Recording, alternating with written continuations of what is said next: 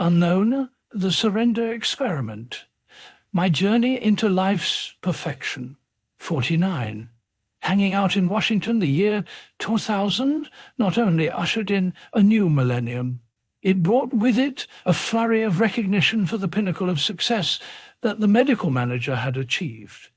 To me, who was just on the magic carpet for the ride, it was all simply a tribute to the perfection of life's flow. I had not sought any recognition. I had just thrown myself into life's wind to see where it would take me. I was invited by one of our previous board members, Ray Kurzweil, to join him at the White House in March, where he was to receive the National Medal of Honor in Technology. Ray is credited with many major inventions, including the first microchip that allowed an electronic keyboard to sound like a grand piano and other real instruments. He is also considered one of the fathers of speech recognition software. Ray had been on Medical Manager Corporation's board, and I had sat on Kurzweil Education Systems board. Through it all, we had become good friends. He even stayed with us at the temple a few times and showed a serious interest in Eastern philosophy. I would have to wear a tuxedo to the Weil House, which was far from my normal attire. But I was excited about joining Ray for this honor, like many others. I had been to the White House as a tourist, but certainly not as a guest of the president. There was a cocktail party after the ceremony, and we were allowed to walk freely throughout the rooms of the first-floor residence.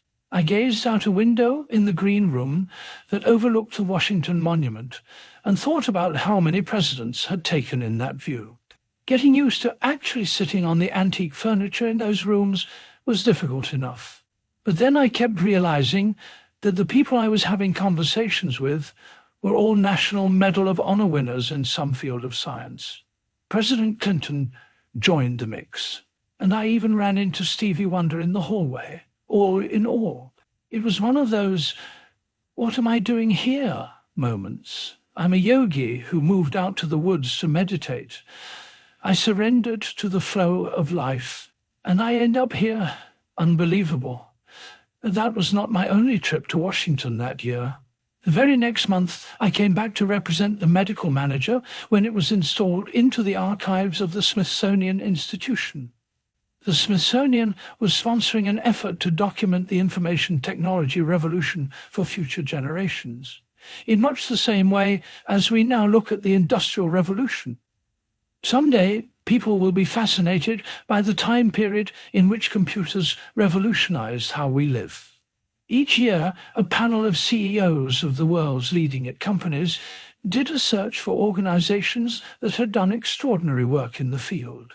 Because of our work in the area of electronic healthcare transactions, Medical Manager was one of the companies selected in the year 2000 to have its story preserved in a time capsule for the future. There was a grand banquet the night before and a ceremony at the museum the next day. I brought a few of the old-time employees with me, as well as Donna and Durga, reflecting back 20 years to when I was sitting in that 12 by 12-foot room in the woods by myself, writing this program. One could never have imagined that it would lead to the Smithsonian. As it turned out, I would have to return to D.C. once again in August of 2000 on a very important trip. I had been asked to represent the company at a meeting with the Department of Justice, DOE. Before larger companies can combine, the U.S. government reserves the right to determine if the combination could stifle competition and violate antitrust laws. In the case of the Healthion WebMD Medical Manager, the government requested very detailed information and a face-to-face meeting. The reason for this was that Medical Manager Network Services was sending so many claims to Envoy that the government was concerned about allowing us to become part of the same company.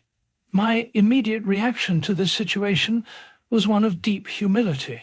Had Medical Manager actually reached the point of success that the U.S.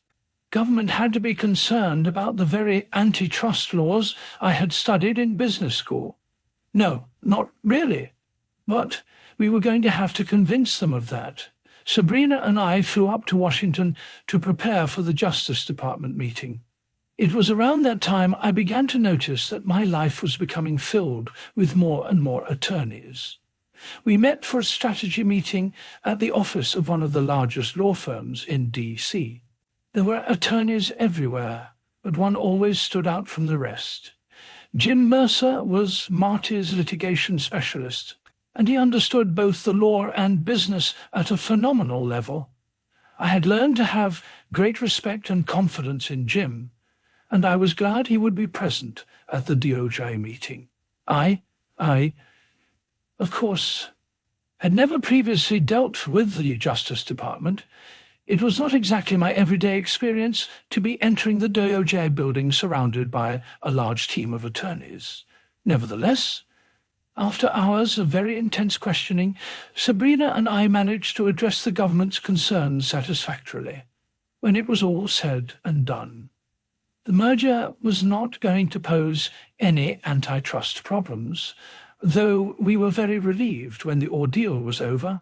It had actually turned out to be quite a learning experience. All this exposure to intensely powerful people and situations was having a profound effect on the psyche I watched so diligently. I had never been exposed to this powerful lifestyle. Nothing in me got off on it or wanted anything from it. But it did make me deal with parts of my being that I would not have faced otherwise if I saw any weakness, fear, or anxiety come up.